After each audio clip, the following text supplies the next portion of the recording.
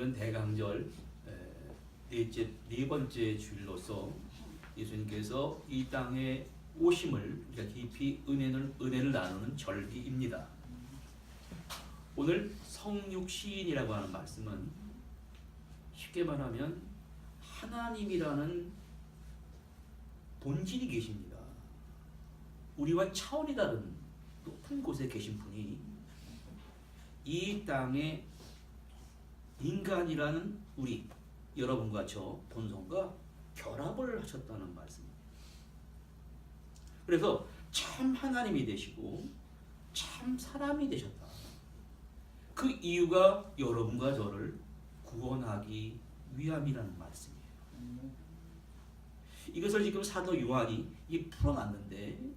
풀어놨는데 자, 먼저 말씀이 육신이 되신 사건은 우리 가운데 임하기 위함이다. 사실 이런 말씀은 여러분 마태, 마가, 누가, 공관복음에는 없습니다.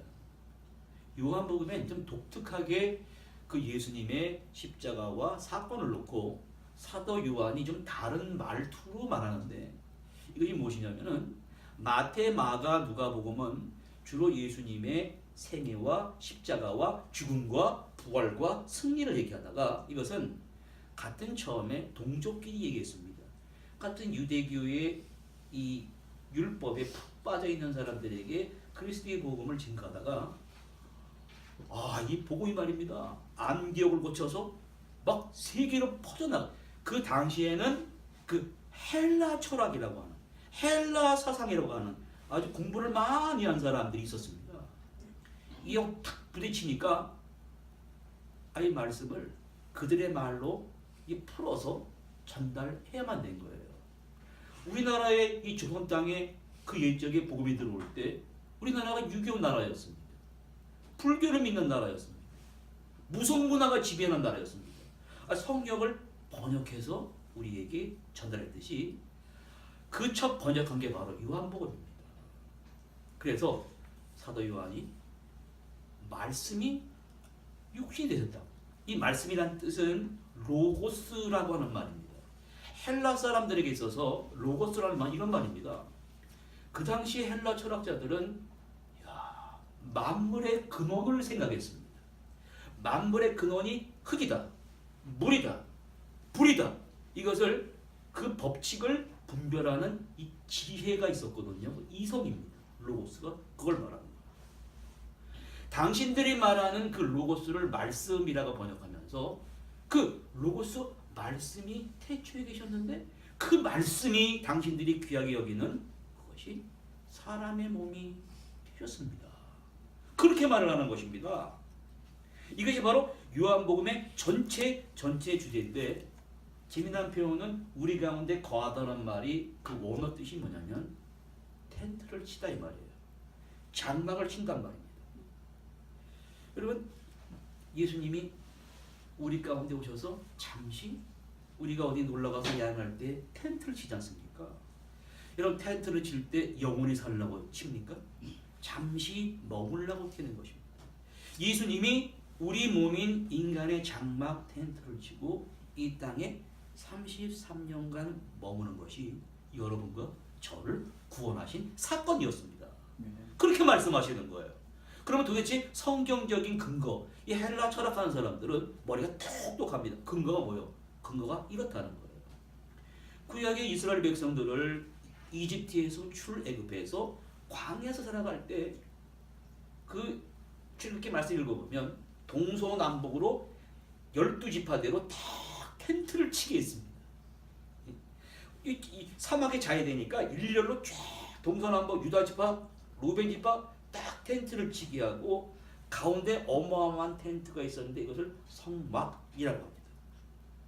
그 옛날 교회입니다.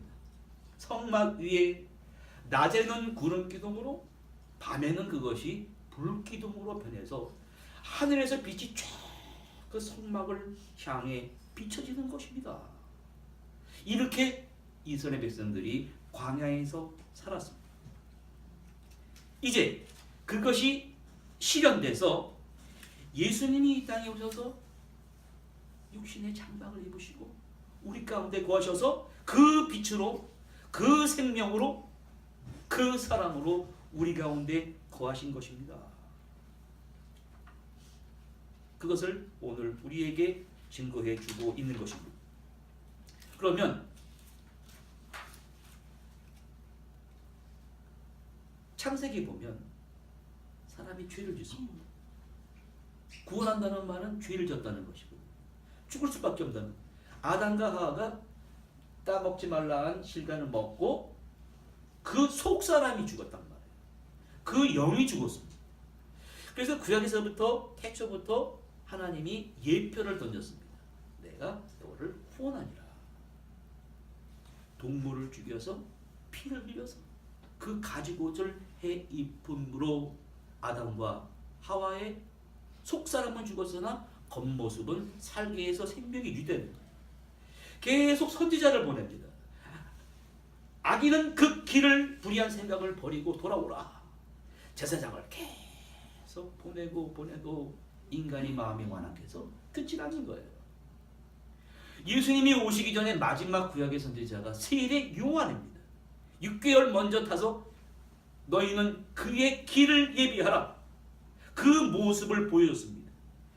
그 후에 바로 주님께서 말씀이 육신을 입으시고 이 땅에 오시는 사건은 역사의 가장 중심을 이루는 사건이다. 오늘 우리에게 말씀해 주는 것입니다. 자, 요한이 두 번째로 그의 영광을 봤다. 여기 보십시오, 여러분. 쉐키나란 말은 glory란 말입니다. 원문의 뜻이 뭐냐면 모세와 이스라엘 백성이 시내산에서 하나님의 현현을 목격했습니다. 막 시내산이 막 움직인 겁니다. 막 지진 가운데 불 가운데 그렇게 하나님이 임재하시면서 그들에게 말씀을 선포하신 게 바로 현현이란 말이에요. 쉐키나란 말입니다. 사도 요한이 예수님이 오셔서 그 구약 시대에 그 이스라엘 백성들이 시내산에서 목격한 그 현현 같은 그 하나님의 영광을 우리가 봤다는 것입니다. 그러면 왜 이 봤다는 말이 나오냐면 말씀이 하나님이 되시고 우리와 대화를 하시고 사람의 입장으로 내려오셔서 우리와 대화를 나누시기 위해서 오신 것입니다. coming 오시고 waiting 기다리시고 became 사람이 되신 것은 왜냐면은 그래야 사람이 감동이 됩니다. 베드로가 감동이 되겠습니까? 12 제자들은 말입니다. 그 출신 성분들이 참 고약한 사람들이 많았습니다. 의심 많은 사람. 한 사람은 여기다가 칼을 품고 다니는 사람이었거든요. 그 시몬이라는 사람은 열혈당원입니다. 이 사람은 그 혁명 일으킬 때 로마 군인을 칼로 처치하는 사람이에요. 12 제자와 같은 사람들 여러분 감동시키려면 어떻게 하셔야 되겠습니까? 하나님이 인간의 몸을 입고 내려간 같은 눈높이가 되는 것입니다. 같은 처지가 되신, 그래서 말을 했는데 사람들이 하나님의 현현을 뭐라고 얘기했냐면 와, 지금까지 대제사장이 말하고 서기관이 말했는데 그분처럼 말하는 분은 우리가 보지를 못했습니다. 그분에서는 일종의 어마어마한 신적인 권위가 막 비춰졌습니다. 사람들이 요한이 그 본 광경을 우리에게 얘기해 주는 거예요. 이 얘기를 조금 더 구체적으로 말씀드리면 인류 역사를 끌어온 훌륭한 지도자와 그 헌신된 사람들을 볼 때 좀 부유하게 산 사람보다 좀 가난하고 고생한 사람들이 많이 있습니다. 에브라함 링컨은 초등학교도 제대로 졸업하지 못하고 어머니가 그러나 이 성경 하나님 말씀 철저히 읽고 이 말씀대로 행하라. 무엇을 해도 안 되는 것이, 장사를 해도 안 되고 무슨 사업을 또 벌여도 안 되고, 이 사람은 취미가 실패하는 거예요. 실패하다 보면 마음이 아파요. 참 아픕니다. 그러나 다른 사람들은 실패하면 포기합니다. 근데 이 사람은 계속해서 또 짓고 일어납니다. 더 멀쩡하게 얼굴 세수를 하고 단장을 하고 또 서울 시의원, 국회의원 계속 떨어지는 거예요. 그러다 결국은 마지막에 가서 의원이 되고 국회의원이 되고 시장이 되고 대통령이 됐을 때 그 사람은 다른 사람과 없는 시간이 있습니다. 아픔을 경험했어요. 그때 가장 큰 아픔이 노예입니다. 노예들이 사람은 똑같은 인격인데 돈에 팔려갑니다. 아프리카에서 수많은 흑인들을 잡아와가지고 백인들이 말입니다. 목화 농장에 뿌려놓고 마음대로 그냥 물건 말 짐승 취급합니다. 저 아픔을 내가 풀어주겠다.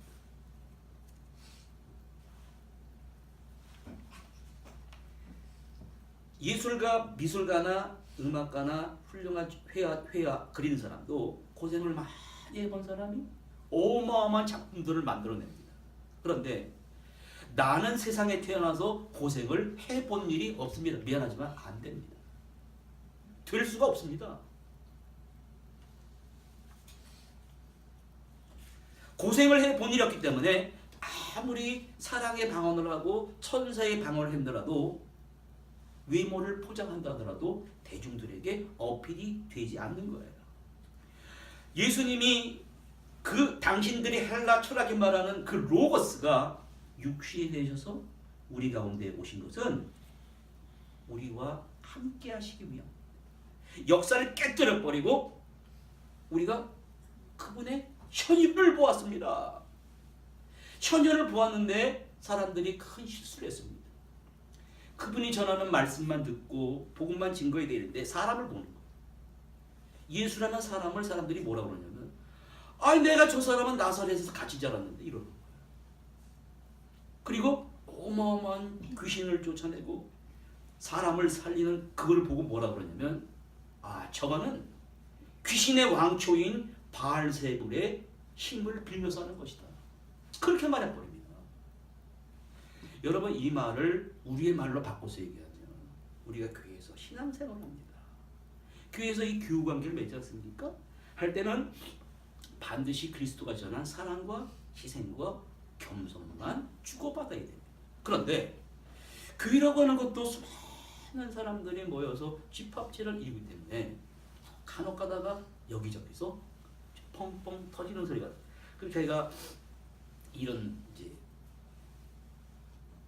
어떤 분이 결혼을 해가지고 사는데 아기를 낳고 살아야 정상인데 그게 뜻대로 안 됩니다. 그거 안 되는 사람은 안 되는 거예요. 그러면 마음이 아프지 않습니까? 그러면은 입양을 해서 키우거나 또 형제가 난 자식을 좀 이렇게 하나 어릴 적에 아기 때 좀 해달라 말이에요. 자기 자식이 교육했다. 아 그래서 그 아이에게 교육이 잘하면 되는데 이것이 알려지게 됩니다. 알려지게 되면 소중한 비밀을 지켜줘야 됩니다. 그 말하고 함부로 하면 안 되는 거예요. 그러다가 이제 그분이 또 전도도 열심히 하시고 봉사도 열심히 하시고 그래서 전도한 사람이 교회 나와서 하는 중에 살아가다가 보면 자녀 교육의 문제, 사업 문제, 문제가 없는 가정이 어디 있습니까? 그거 문제는 기도해달라 여기까지만 얘기해요. 그런데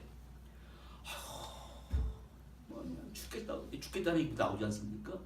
그러면 그 전도 많이 하신 그 분이 뭐라 그러면 그래도 참아야지요.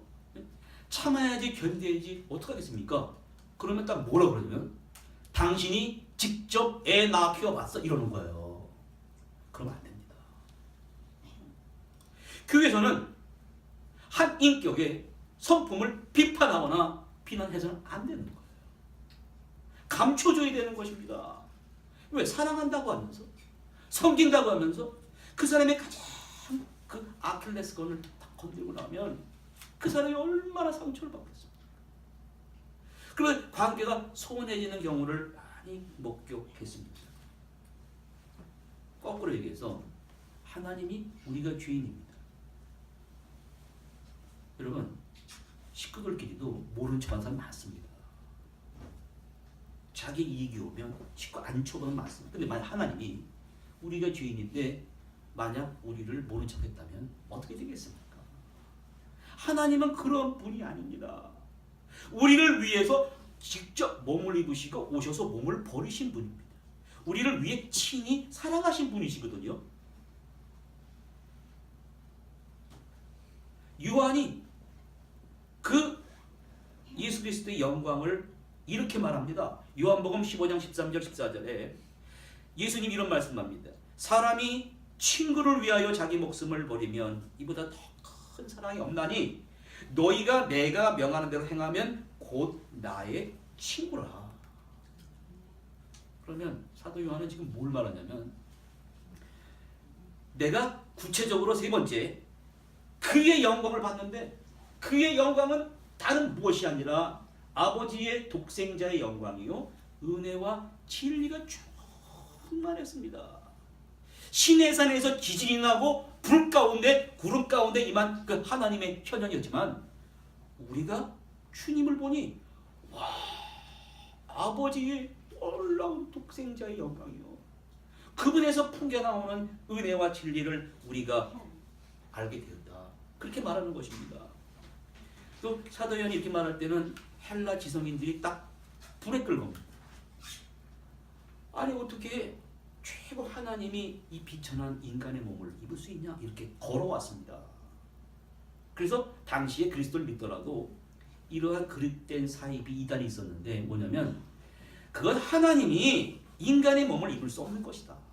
어떻게 이 죄 많은 인간을 입을 수 있냐 그래가지고 그것은 너희가 십자가에 진 것도 이 가현설이라고 그래가지고 그렇게 보인 것이다 그렇게 말. 그래서 이 교리를 왜곡시켜 나갔습니다. 예수님이 무리를 걸으셨습니다. 그건 진짜로 걸은 게 아니라 제자들이 너무 사모하니까 물 위를 걸은 것처럼 보였다. 이러한 학설들이 막 등장했거든요. 그거 아닙니다. 사도 요한은 그리스도는 참 하나님이요 참 사람이시다. 이것을 인정 안 하는 것을 다 적 그리스도라고 얘기했습니다. 사도 요한은 그 예수님에게서 그 영광을 어떻게 보냐면 오셔서 수많은 병자를 고치시고 귀신 들린 자를 고치시고 그러는데 똑똑한 빌립이랍니다. 헬라 철학에 충만한 사람이 아버지 하나님을 보여주십시오. 그럴 수 있지 않습니까? 아버지 하나님 보여주십시오. 그래서 예수님이 이러한 말씀을 요한복음 14장 7절 10절에 이렇게 말합니다. 너희가 나를 알았더라면 내 아버지도 알았으리로다. 이제부터는 너희가 그를 알았고 또 보았느니라. 빌립이 이르되 아버지요 그 아버지를 보여달라. 빌립아 내가 이렇게 오래 너희와 함께 있었는데 너가 나를 알지 못하느냐? 나를 본 자는 아버지를 보았거늘. 어찌하여 아버지를 보이라 하느냐?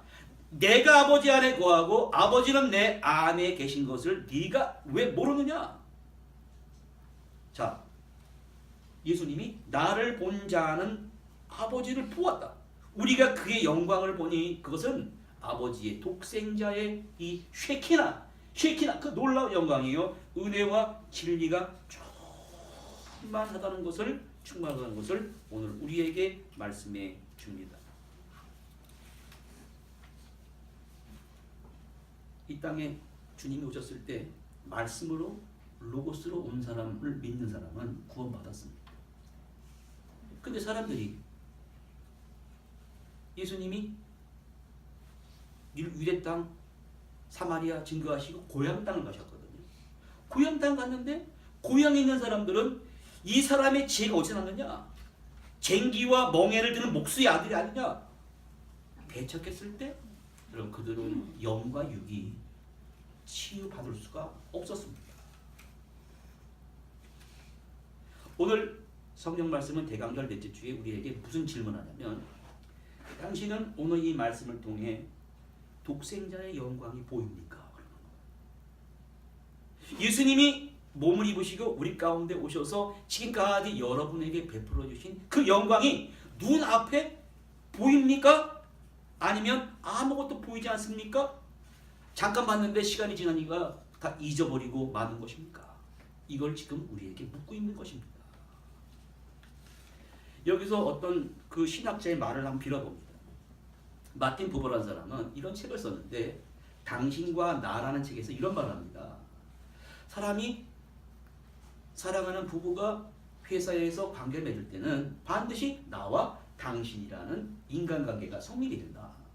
그런데 나와 당신이라는 관계가 성립될 때 상대방을 인격적으로 존중하는 마음으로 관계를 맺으면 나 자신이 귀해진다는 거예요. 그런데 내가 상대방을 수단화시켜버려요. 내가 목적을 위해서 이용한다. 내가 상대방을 인격적인 존재로 여기지 아니하고 비인격적인 그 물건 이상으로 이하로 여기면 나 자신이 무시당합니다. 나 자신이 비인격적으로 돼버리는 것입니다. 그런 관계가 되면 사람 되면 다 무너지고 마는 거예요. 사도 바울은 그렇게 비인격화되는 사람들을 향해 디모데후서 4장에 이렇게 말합니다. 때가 이르리니 사람이 바른 교훈을 받지 아니하며 귀가 가려져서 자기의 사역을 쫓을 많은 스승을 두고 그 귀를 진리에서 돌이켜 허탄한 이야기를 쫓으리라. 바로 지적했습니다. 근데 참 이상해요. 맛있는 거 사람이 먹을 때도 보면 입맛이 있습니다. 자기가 좋아하는 건 먹습니다. 매운 거 좋아하는 사람은 그거 아니면 안 먹습니다. 왜? 귀를 들어져 있으니까. 귀를 듣는 것도 보면 여러분 제 소리 들리죠? 지구 돌아가는 소리 들립니까? 지구 돌아가는 소리가 제일 크다는데 하나님은 우리 귀에 들리지 않게 만들었습니다. 왜? 우리 귀는 가청 주파수가 있어서 들리는 소리만 듣습니다. 자, 입맛이 길들여지는 것처럼 귀도 제한되어 있는데 귀라고 하는 것은 악한 습관에 빠지게 되면 귀가 이상해지면서 어떻게 되냐면 자기 귀에 듣고 싶은 소리만 들립니다. 비판하는 소리만 들립니다. 무시하고 조용히 얘기하고 진리를 말하는 사람의 말을 내가 받아들여야 되는데 그래서 참 이상해요. 복음이 들어왔을 때 세 그룹이 좀 특별합니다. 무당 그룹, 보살 그룹, 이렇게 천한 양반, 상반, 상놈 이러한 그 지배계층 속에 복음이 들어왔지 않습니까? 근데 참 희한한 게 그런 분들이 참 예수 믿고 구원받는 게 참 귀한 일입니다. 그런데 그분이 한 지난 그 부목사였던 교회 권사님이 무당 이 신기가 있던 분이었거든요. 권사님이 되셔가지고 월요일마다 이렇게 은사 집회를 이렇게 인도합니다. 그래서 저희가 먼저 가서 말씀을 먼저 전해야 돼요. 신기 있고 막 병 고치더라도 말씀이 없으면 안 된다. 그래가지고 말씀을 30분 딱 전하고 그 다음에 그분이 나와서 말을 하는데 말이 좀 험합니다. 너 이렇게 하면 죽어! 막 이러는 거예요. 그래서 권사님 좀 얘기할 때 좀 이렇게 점잖게 좀 하시지. 왜 그렇게 그렇게 하면 안 됩니다. 무당 신기 있는 사람 찾아오는 사람은 보살 찾아오는 사람은 특별히 몸 파는 사람들 이런 사람들은 제대로 말하면 안 믿는다.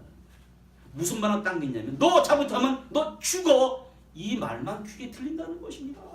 그러니까 자기를 찾아온 사람들은 그런 쪽에 있는 사람이 많으니까 이런 쪽으로만 참 그래서 제가 그 말을 들을 때 사람의 이 귀라고 하는 것이 정말로 지금 무뎌지고 자기 들리는 소리만 듣고 그래서 이 팔머지 이 파커라는 사람은 이런 말합니다.